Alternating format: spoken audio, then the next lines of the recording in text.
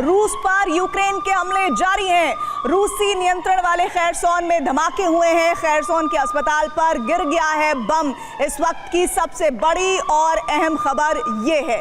साल 2024 की आज की सबसे बड़ी जानकारी इस वक्त ये है कि साल 2024 का आखिरी दिन रूस के लिए बहुत विनाशक बनकर आया है। 31 दिसंबर की सुबह से ही यूक्रेन ने रूस पर हमले शुरू कर दिए हैं। रूस के 5 प्रांत धमाकों से दहल उठे हैं। यूक्रेन ने रूस के अलग अलग शहरों पर तिहरे हमले किए हैं।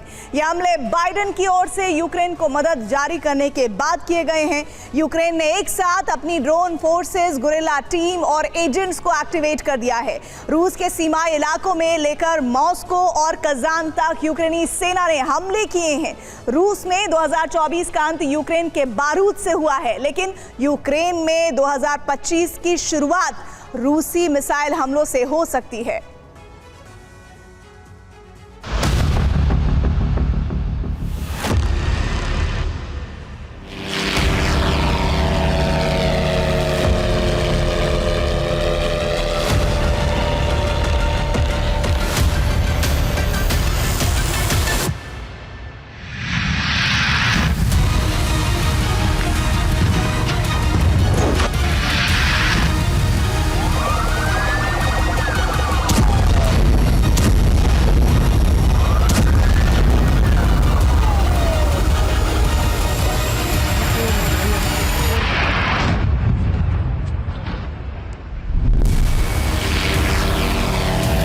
इकतीस दिसंबर का सूरज उगने से पहले ही यूक्रेन ने रूस की धरती पर हमले शुरू किए और अंधेरा छटते ही रूसी धरती दहकने लगी।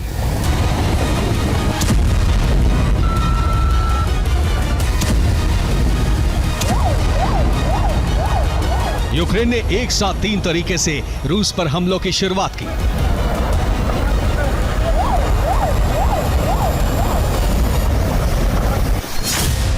सबसे पहले रूसी धरती पर ड्रोन हमले शुरू किए। इसके साथ ही गुरिल्ला फोर्सेस ने घातक हमले शुरू कर दिए। रूस में सक्रिय यूक्रेनी एजेंट्स ने जगह जगह आगजनी शुरू कर दी। बीते 15 दिन में 3 बार यूक्रेन ने चेचनिया के ग्रोजनी को निशाना बनाया। ग्रोजनी में यूक्रेन ने कई ड्रोन हमले किए।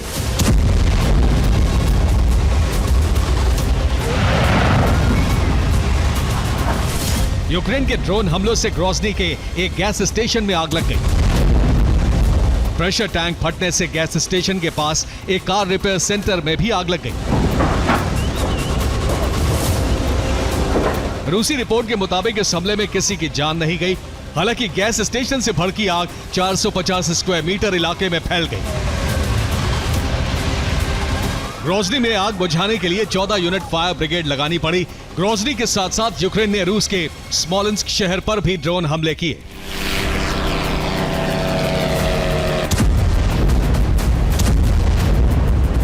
पश्चिमी रूस के इस शहर में 31 दिसंबर की सुबह एक के बाद एक कई धमाके सुने गए।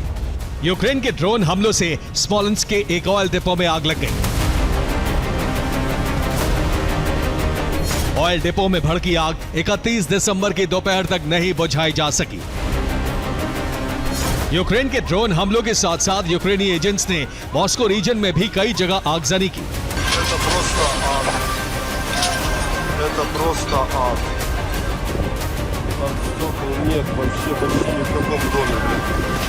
मॉस्को क्षेत्र के एक शॉपिंग कॉम्प्लेक्स में अचानक आग भड़क गई। इसे यूक्रेनी एजेंट्स का सबोटाज हमला माना जा रहा है। यूक्रेन ने रूस के ग्रोजनी और स्मोलेंस्क पर हमलों के साथ साथ रूस के नियंत्रण वाले क्रीमिया पर भी कई हमले किए हैं।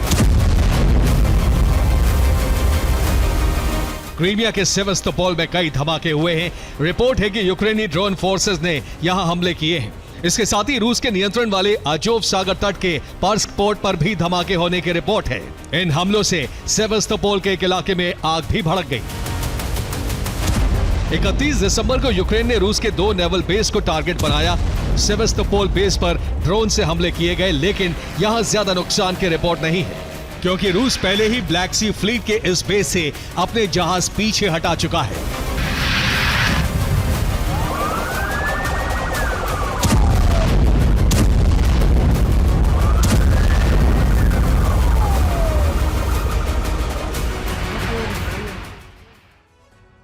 रूस का पहला टारगेट बना रूसी नेवी का सेवेस्तोपोल बेस। यहां ड्रोन हमले किए गए। यूक्रेन के इस हमले से रूस के नेवल सपोर्टिंग उपकरण तबाह हो गए। जहाजों को नुकसान नहीं पहुंचा क्योंकि सेवेस्तोपोल से रूस ने जहाज पहले ही पीछे हटा लिए थे। सेवेस्तोपोल से हटाकर रूस ने अजोव सागर बेस पर जहाज तैनात कर दिए हैं। इसीलिए यूक्रेन का दूसरा टारगेट बना अजोव बेस और यहां भी ड्रोन हमले किए गए। रिपोर्ट है कि अजोव बेस पर 3 धमाकों की आवाज सुनाई पड़ी। हालांकि अजोव बेस पर नुकसान की जानकारी सार्वजनिक नहीं की गई है। रूस ने दावा किया है कि यूक्रेन के ड्रोन इंटरसेप्ट कर दिए गए हैं और उसी वजह से धमाके हुए हैं।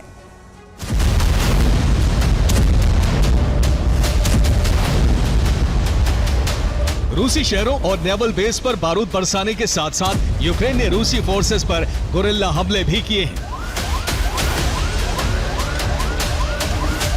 रूसी शहर कजान के पास मारियल में दानिलोवो मिलिट्री बेस पर यूक्रेन ने गुरिल्ला हमले किए और इन हमलों से पहले इस बेस के फोटो भी सोशल मीडिया पर पोस्ट किए।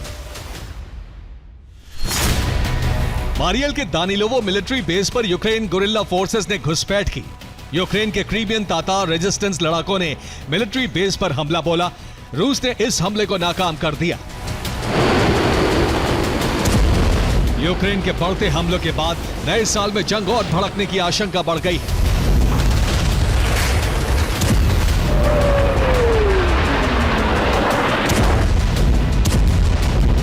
क्योंकि बाइडेन ने अपने कार्यकाल के अंतिम चरण में यूक्रेन को लॉन्ग रेंज हमलों की छूट दे दी है।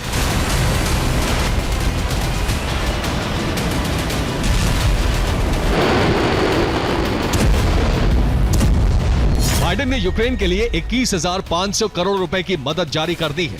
यूक्रेन को अमेरिका से 21,500 करोड़ रुपए के हथियार मिलने वाले हैं। यूक्रेन को एयर डिफेंस सिस्टम और लॉन्ग रेंज मिसाइलों की सप्लाई होने वाली है।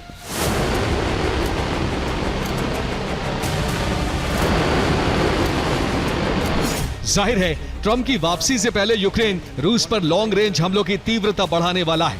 ट्रंप की वापसी से जंग रुकने की उम्मीद है, लेकिन यूक्रेन ने ऐलान कर दिया है कि ट्रंप की वापसी के बाद भी आजादी की जंग जारी रहेगी।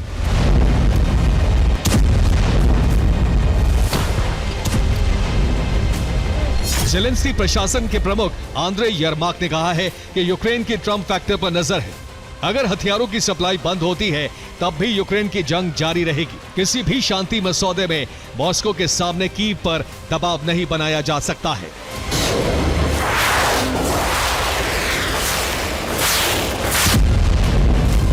कीव के इस रुख पर क्रेमलिन प्रवक्ता दिमित्री पेस्कोव ने कहा कि रूसी धरती पर लगातार हमले करके यूक्रेन को शांति समझौते की उम्मीद नहीं करनी चाहिए। रूस अपने हितों से समझौता नहीं करेगा।